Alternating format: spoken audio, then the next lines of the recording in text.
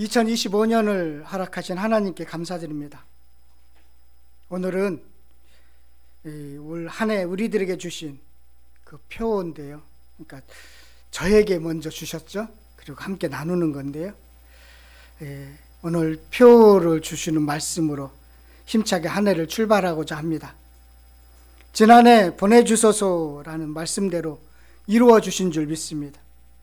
어떤 분에게는 새로운 직장으로, 어떤 분에게는 주님의 품으로, 학교로 각각 응답해 주신 줄 믿습니다. 간절히 생각해 보면 하나님이 다 해주셨습니다. 간절히 구하고 간구하면 분명하게 들어주시는 좋으신 우리 하나님이십니다. 구하지 않거나 욕심으로 구해서 응답받지 못했을 뿐입니다. 올해는 좀 긍정적으로, 열정적으로, 적극적으로 주님을 위해서, 이웃을 위해 살겠다는 각오로 이렇게 표를 담았습니다.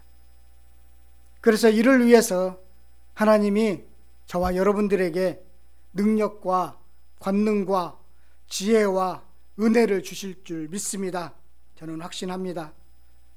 특별히 송구영신 예배 때 주신 말씀처럼 우리들에게 지혜를 주셔서 시간을 계수하는 지혜를 갖게 되시고, 또 아침마다 주시는 주님의 자비하심으로 하루를 시작할 것이고, 여러분들이 하고자 하는 모든 일이 견고해질 것을 저는 확신합니다. 그래서 올 표대로 살아내기 위해서 우리가 알아야 할 것과 할 일과 하지 말아야 할 것을 말씀을 통해서 좀 생각해 보고자 합니다. 바울이 정말로 알기를 원했던 진리가 있습니다. 바울은 그토록 알기를 원했던 세 가지의 진리를 평생 지키며 전하며 살았습니다. 여러분, 지키는 것 중요하고요, 그리고 전하는 것 중요하고 살아가는 것이 더욱 중요합니다. 이것이 조화를 이루셔야 됩니다. 조화를 이루지 않으면 가짜가 되는 것이지요. 우리는 구원을 받았습니다. 여러분, 구원 받았죠? 그러면 그 구원받은 것이 삶을 통해서 드러나게 되고, 그리고 누리셔야 합니다. 그래야 다른 사람이 여러분들에 대해서 관심을 갖죠. 구원받은 자답게 사는 것이 중요한 이유입니다. 바울은 구원받은 자답게 살았습니다.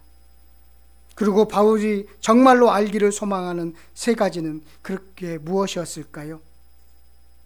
너무 식상한 진리로 들릴 줄 모르겠습니다. 너무나 평소에 들어왔던 말씀인 줄 모르겠습니다. 10절의 말씀이 다 거기에 담겨져 있습니다.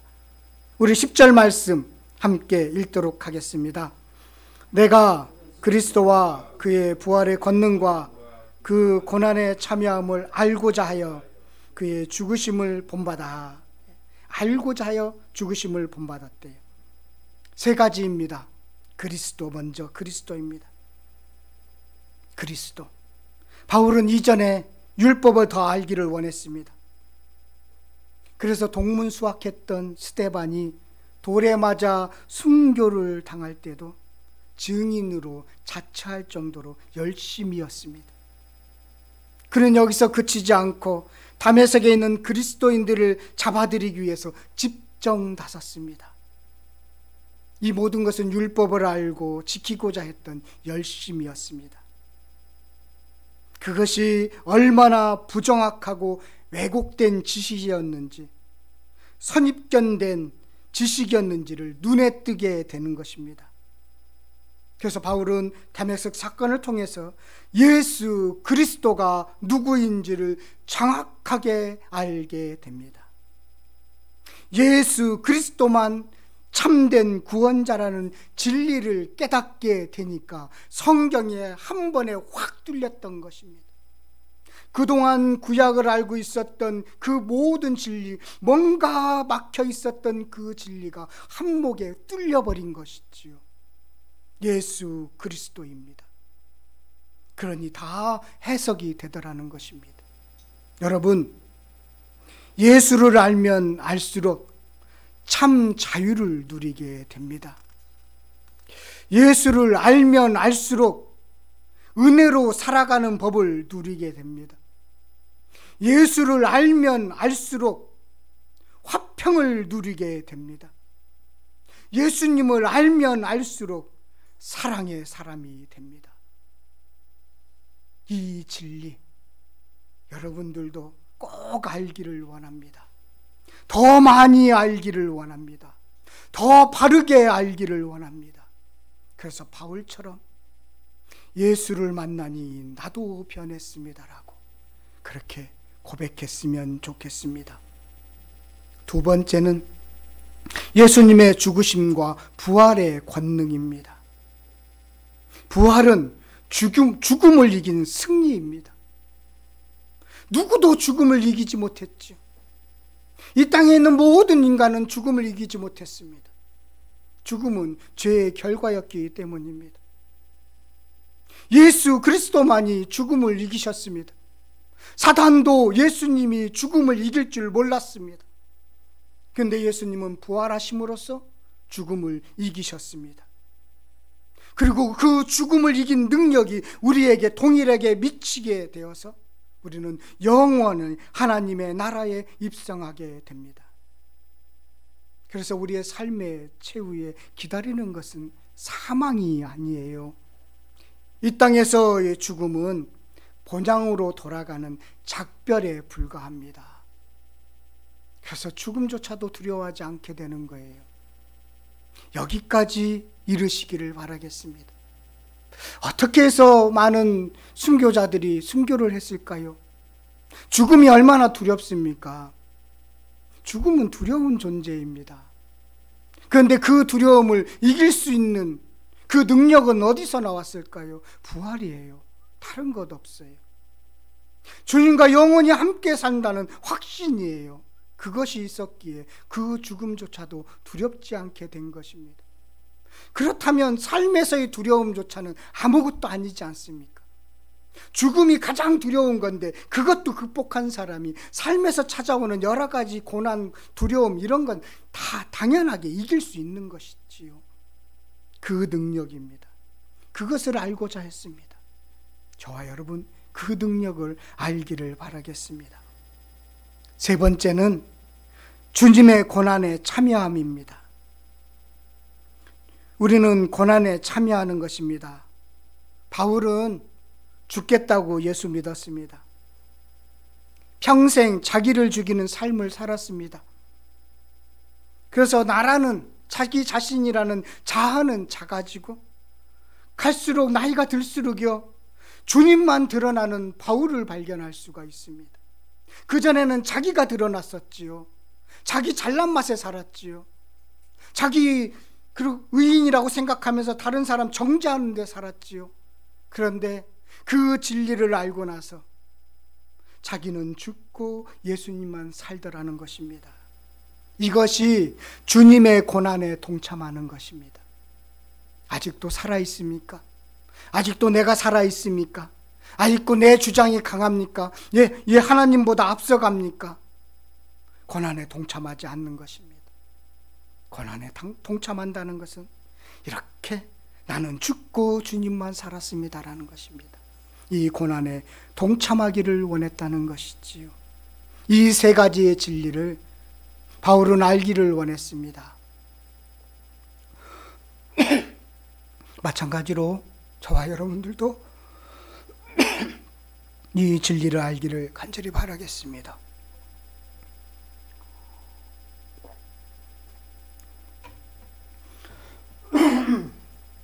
준비 찬양을 너무 열심히 했나 봐요. 예, 준비 찬양하는데 은혜가 되어서 열심히 불렀더니 목이 막혔습니다. 자, 이 세 가지 진리예요. 여러분 간단하죠? 예, 그리스도 주님의 죽으심과 부활 고난에 참여하는 거예요. 그래서 이것을 알게 되니까 어떻게 되느냐면 돛대를 향해서 달려가게 되는 겁니다. 돛대를 향해서 달려가기 위해서 해야 할 일과 하지 말아야 할 일들이 오늘 본문의 말씀에 담겨져 있습니다. 먼저 하지 말아야 할 일이 있습니다.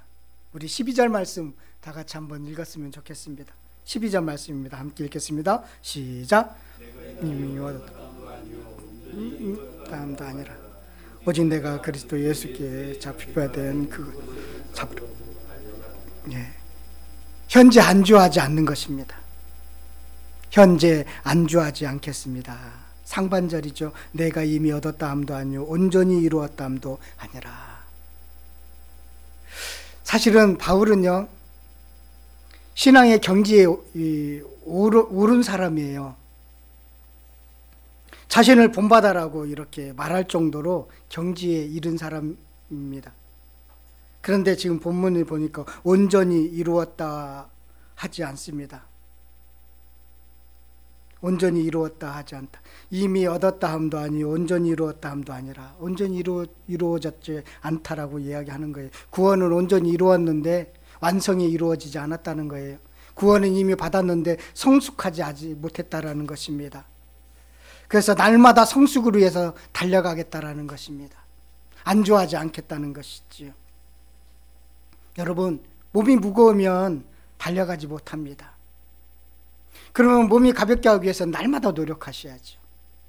날마다 노력해야 합니다. 꾸준함이 천재를 이깁니다. 안주하지 마십시오. 참 사람들은 참 불합리한 것 같아요. 이렇게 보면 사람들은요, 자신보다 세상에 성공한 사람들과 늘 비교를 해요. 이렇게 비교를 하는데 성공한 사람과 잘난 사람, 이렇게 잘된 사람하고 비교해요. 그렇게 비교를 해서 열등감에 빠지기도 하고요.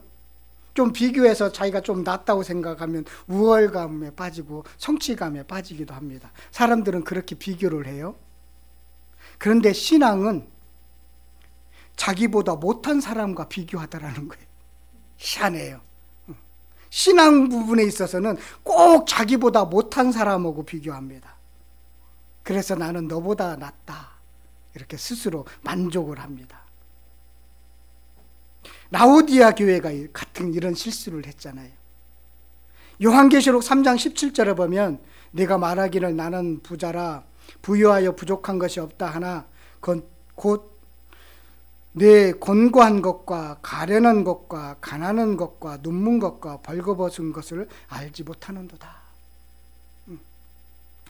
자기 자신이 꽤 괜찮다고 생각을 했던 것이죠. 그리고 편안하고 부자고 어려움이 없어요. 그런데 영적인 눈으로 보니까 곤고하고 가련하고 가난하고 벌거벗었더라는 거예요.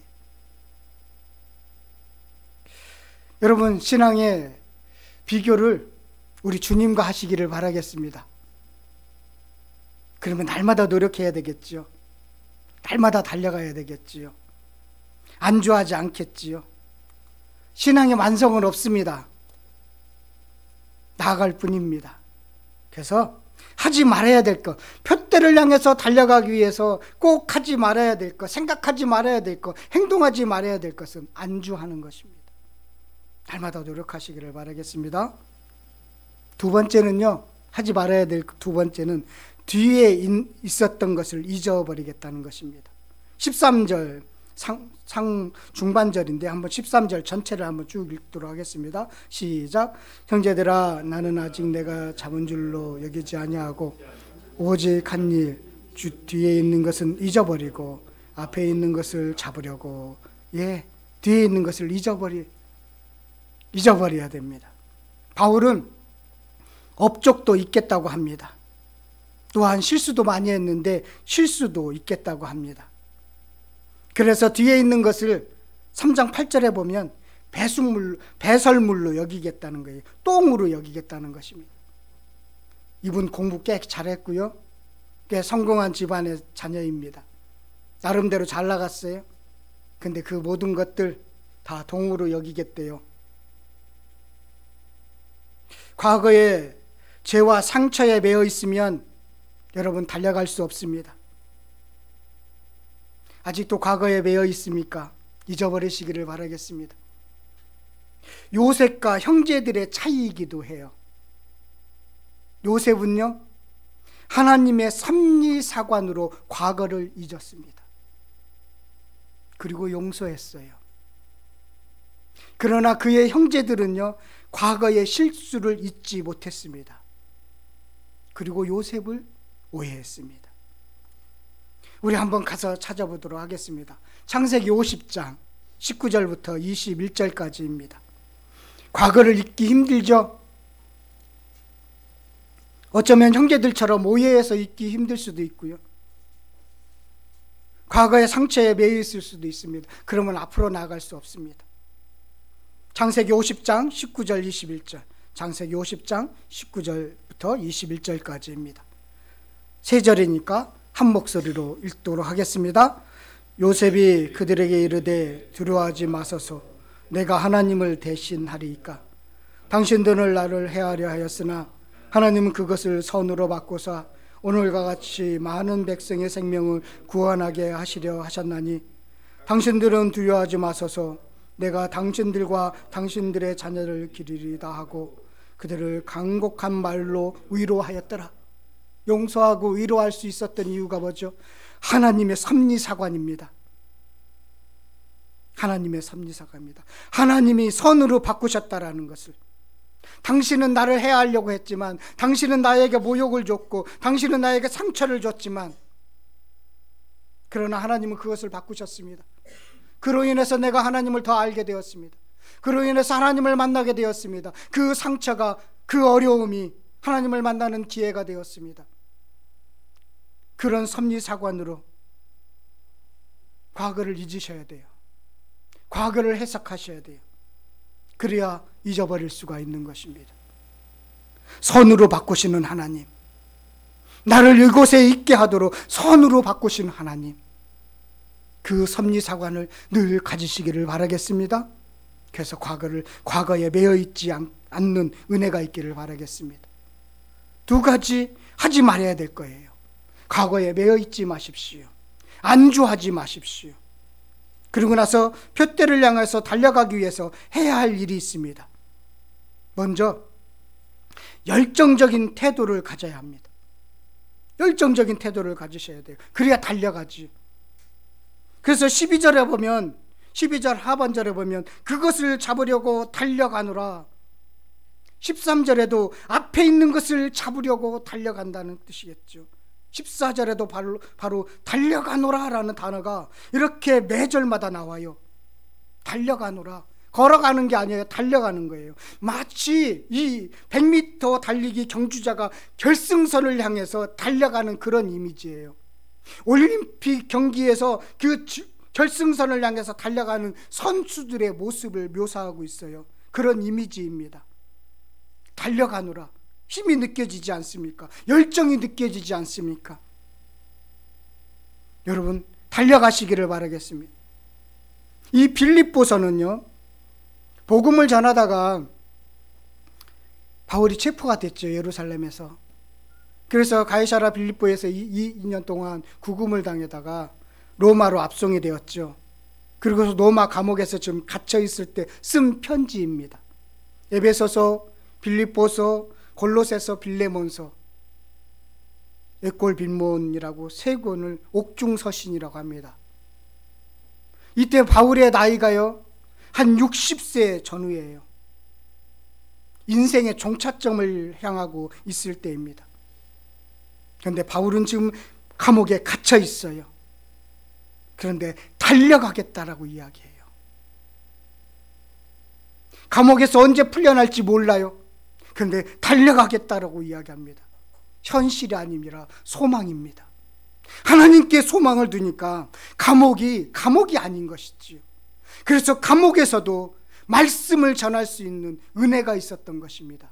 그래서 회심한 사람이 빌레몬서 아니겠습니까? 아니, 오네시모 아니겠습니까? 달려가노라. 여러분, 표대를 향해서 달려가는 은혜가 있기를 바라겠습니다. 그런데 달려가는데 엉뚱한 데 달려가면 안 되겠죠. 표대가 분명해야 합니다.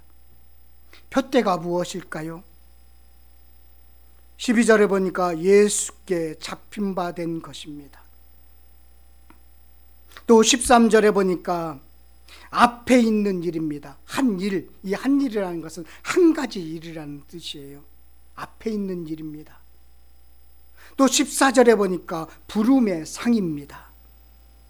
1장 20절에 한번 가서 보십시오. 1장 20절입니다.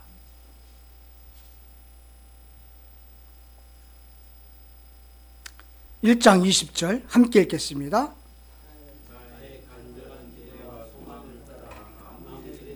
부끄러워하지 아니하고 지금도 전과 같이 온전히 담대하여 살든지 죽든지 내 몸에서 그리스도가 존귀하게 되게 하려 하나니, 살든지 죽든지 그리스도가 존귀하게 되는 것, 부름의 상, 이것이 표대입니다.